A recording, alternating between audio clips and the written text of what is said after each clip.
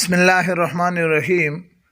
आज मैं आपको इंग्लिश पेपर क्लास 9 आपके साथ गेस्ट पेपर शेयर करने जा रहा हूं। सबसे पहले मैं आपको एक जर्नल मेथड बता रहा हूं कि इस पेपर के कुल मार्क्स 75 होंगे और ये 3 घंटों का पेपर होगा। इससे पहले जो आपने पेपर दी है वो पेपर 2 घंटे का था। मुताला पाकिस्तान, ये आपको ऑब्जेक्टिव नज़र आ रहे हैं, ये एमसीक्यूज़ जो आपको नज़र आ रहे हैं, ये जनाब मंत एमसीक्यूज़ का हिस्सा, क्वेश्चन नंबर 1 एमसीक्यूज़ का हिस्सा है, जिसमें आपको 15 एमसीक्यूज़ दिए जाएंगे, 15 मार्क्स होंगे, सॉलिड मार्क्स है। डियर स्टूडेंट, आप इस सेक्शन के एमसीक्यूज़ को हल करने के लिए मुख्तसरन आप अपने किताब को खोलिए और अपने किताब में जो एक्सरसाइज में जो मल्टीपल चॉइस के ऑब्जेक्टिव है, तकरीबन 7-8 यूनिट आप देख ले। इंशाअल्लाह इनसे सारे एमसीक्यूज़ आते हैं।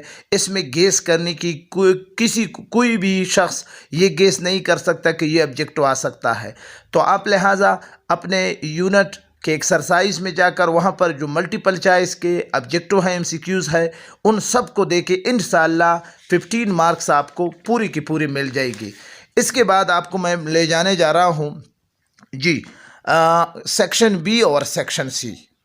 सेक्शन बी में आपको मैं बताने जा रहा हूँ कि इस हिस्से का, और ये भी आपको बताते जाऊं कि सेक्शन ए यानी 15 एमसीक्यूज़ का सिर्फ 20 मिनट होंगे टाइम ड्यूरेशन। अब आपको मैं आगे ले जाने जा रहा हूं सेक्शन बी, जिसके टोटल मार्क्स है 36, और सेक्शन सी जिसके टोटल मार्क्स हैं 24। तो 36 प्लस 24 बनते हैं 60। तो इस हिस्से में आपके पास टाइमिंग है 2 घंटे 40 मिनट। इस सेक्शन बी में आपको शॉर्ट क्वेश्चन नज़र आ रहे हैं। अब मैं आपको वो शॉर्ट क्वेश्चन बताने जा रहा हूँ। ये आपको नज़र आ रहे हैं, ये मैंने आप लोगों के लिए गेस कर लिए हैं। हर यूनिट का नंबर दिया गया है, हर सबक का नंबर दिया गया है। जिस तरह पहले यूनिट में 1, 3 और 4 नंबर शॉर्ट क्वेश्चन, और इस यूनिट से इस तरह का क्वेश्चन भी आ सकता है, व्हाट मीन बाय टॉलरेंस। इसी तरह यूनिट नंबर 2 में एक क्वेश्चन नंबर 1 और क्वेश्चन नंबर 2। यूनिट नंबर 3 में शॉर्ट क्वेश्चन 3, 4, 5। यूनिट नंबर 4 में 3। यूनिट नंबर 5 में 2। यूनिट नंबर 6 में 1, 3। यूनिट नंबर 7 में 1, 2। यूनिट नंबर 8 को बिल्कुल आप छोड़े, इससे शॉर्ट क्वेश्चन नहीं आता। Unit number 9 1, 8, 9।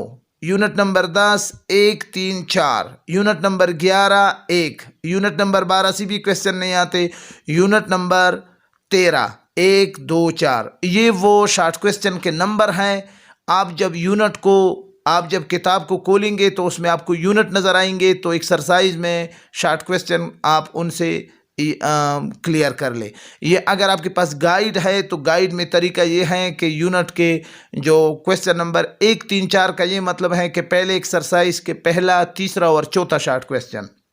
तो ये हो गया सेक्शन बी में पहला क्वेश्चन। अब आपको मैं बताने जा रहा हूँ कि सेक्शन बी में जो 4 क्वेश्चन होते हैं। अब इसके बाद क्वेश्चन नंबर 3 का ए पार्ट, बी पार्ट, इसमें आपने स्टेंजे लिखने हैं, पैराफ्रेज। जी, पैराफ्रेज आपके लिए मैंने गेस किए हैं, ये आपको नज़र आ रहा है, इम्पॉर्टेंट पैराफ्रेज है। Hope is the thing feather, जो कि यूनिट नंबर 8 है, ये पैराफ्रेज अपने साथ, इसके सारे पैराफ्रेज इम्पॉर्टेंट है। और इसके अलावा unit number 4 the Daffodils, unit number 12 the old woman. ये 3 स्टेंजे पोइट्री, ये नज़म है।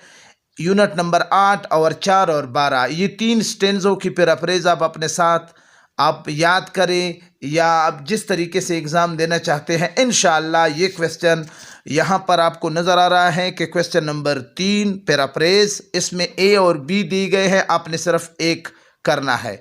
जबकि क्वेश्चन नंबर 4 में read this sentence stanza carefully and answer the question, यहाँ पर आपको स्टेंजा दिया गया है, नीचे क्वेश्चन दिए हैं, आपने वो हल करने हैं। तो ये दोनों क्वेश्चन के लिए मैंने आपको गेस किया है कि ये 3 स्टेंजे, ये 3 poem hope is the thing with feather, ये बहुत इंपॉर्टेंट पोएम है। और द डेफोडिल्स, ये भी इंपॉर्टेंट द ओल्ड वुमेन। इसके साथ मैंने आपको नेम भी लिखे हैं और यूनिट भी लिखे। इंशाल्लाह ये 2 क्वेश्चन आपके इसी से मुकम्मल हल होंगे, इंशाल्लाह आपको पता चल जाएगा। आगे मैं आपको ले जाने जा रहा हूँ जी, आपको जी आखिरी सेक्शन बी का आखिरी क्वेश्चन क्या है, read the passage carefully and answer the question given at the and.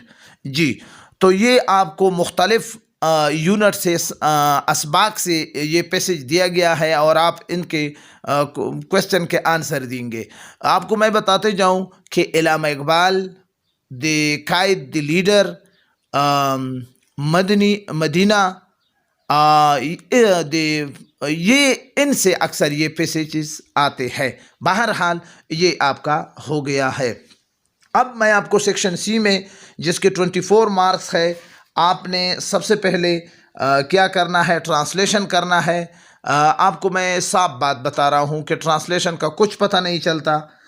कभी एक सबक से आता है, लेकिन अक्सर जो असबाक हैं वो यूनिट नंबर 1, 2, 3, 4 पहले 4 असबाक से एक पैसेज पैराग्राफ आता है। और इसी क्वेश्चन में दूसरा जो सेंटेंसेस है इसका भी पता नहीं चलता, कहीं से भी आपको दे सकते हैं, लिहाजा इसमें हम गेस नहीं कर सकते। आगे मैं आपको ले जाने जा रहा हूँ क्वेश्चन नंबर 7 में, एप्लीकेशन और लेटर। मैंने एप्लीकेशन आपके लिए चॉइस की है, गेस की है।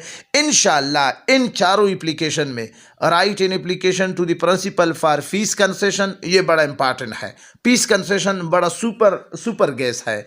इसी तरह write in application for to the principal for character certificate, ये भी इंपॉर्टेंट है। Write the application to the principal for school leaving certificate, write the application to the principal for remission of special fine। इन चारों application में इंशाल्लाह Rahman question number 7 का जो मैं आपको गेस कर रहा हूं, इंशाल्लाह इन चारों एप्लीकेशन में एक लाजमी तौर पर होगा, अभी से कह रहा हूं, ठीक है ना। और इसी के साथ क्वेश्चन नंबर 7 में दूसरा ऑप्शन है बी, यानी आपने या एप्लीकेशन लिखना है या लेटर। तो ये एप्लीकेशन मैंने आपके लिए गेस की है, लेटर के हिस्से आपका कवर हो गया है। इसके बाद मैं आपको दिखाने जा रहा हूं कि इसके बाद आपने क्या है, आपको आउटलाइन दी गए हैं एक स्टोरी का। तो मैंने आपके लिए जो 5 स्टोरी मैंने आपके लिए गेस की है, ये स्टोरीज आप लाजमी तौर पर देखें। A friend in need is the friend in deed, haste make waste, all the glitters and not gold, look before leap, लालच बुरी बला है।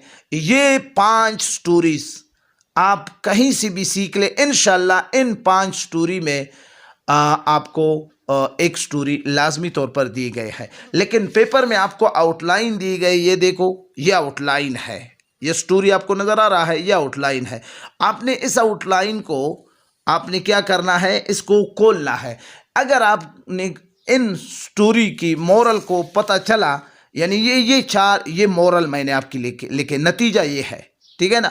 तो ये 4 स्टोरीज आप याद करें, या जिस तरह आप करना चाहते हैं एग्ज़ाम के लिए, तो उसी तरह करके इंशाल्लाह इन 5 स्टोरी में एक स्टोरी आपकी कंफर्म है। लेकिन आउटलाइन को लाजमी तौर पर देखना। इसके बाद आखिर में ये जो ट्रांसलेशन है the following into the English, इसको आपने इंग्लिश में कन्वर्ट करना है। इसके लिए मैं आपको आखिर में 4-5 पिक्चर मैं आपको प्रोवर्ब्स, इंपॉर्टेंट प्रोवर्ब्स के दे रहा हूँ। अक्सर प्रोवर्ब्स इसमें होते हैं, तो मैंने आपके लिए 100 प्रोवर्ब्स तैयार है, उसकी पिक्चर मैं आपको अपलोड करूंगा इसी वीडियो में। आखिर में इंशाल्लाह ये क्वेश्चन भी आपका उसी प्रोवर्ब से दिया जाएगा। तो इजाज़त चाहता हूं, इंशाल्लाह फिर मैं आपके साथ मिलूंगा। ये मेरी तरफ से क्लास 9 का गेस्ट पेपर है, खैबर पख्तूनख्वा के बोर्ड के लिए खुसूसी तौर पर कोहाट, बन्नू, DI हान, मलाकान, स्वात, मरदान, एबटाबाद, पेशावर, ये तमाम स्टूडेंट के लिए है। इंशाल्लाह इससे पहले भी आप मेरे इसी वीडियो में मेरे YouTube चैनल में आप देख सकते हो कि मैंने किस तरह किए हैं। आपको इंशाल्लाह 2 पेपर मैंने जो इस्लामियात 9 और इस्लामियात 10 जो गेस किया था, तकरीबन आलमोस्ट 98% से ज़्यादा वो मुझे कंफर्म बाद में फिर हमें कंफर्म हो गए कि ये तो बिल्कुल सर ने डीहान बोर्ड के साथ मैच किया, बनू बोर्ड के साथ, कोहाट बोर्ड के साथ, एबटाबाद बोर्ड के साथ, ठीक है ना। तो आप डियर स्टूडेंट, अगर आप इंग्लिश में फुल मार्क्स लेना चाहते हैं तो इंशाल्लाह इसी तरीके को फॉलो करो।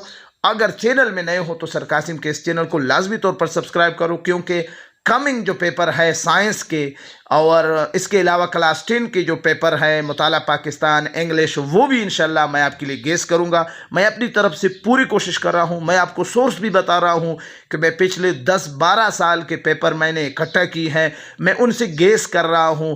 हो सकता है कि ये गेस पेपर आ जाए या ना आ जाए, लिहाजा अभी तक जो रिज़ल्ट है वो मैं ऑलरेडी आपके साथ शेयर कर चुका हूँ। पेपर के बाद भी मैं वीडियो करूँगा, आपको बताऊँगा कि ये चीज़ें मैंने आपको बताए थे, ये देखो ये क्वेश्चन आए हैं। ठीक है, तो इजाज़त चाहता हूँ ढेर सारी दुआओं के साथ। अल्लाह ताला हमारे तमाम डियर स्टूडेंट को कामयाब करे। खुदा हाफिज़।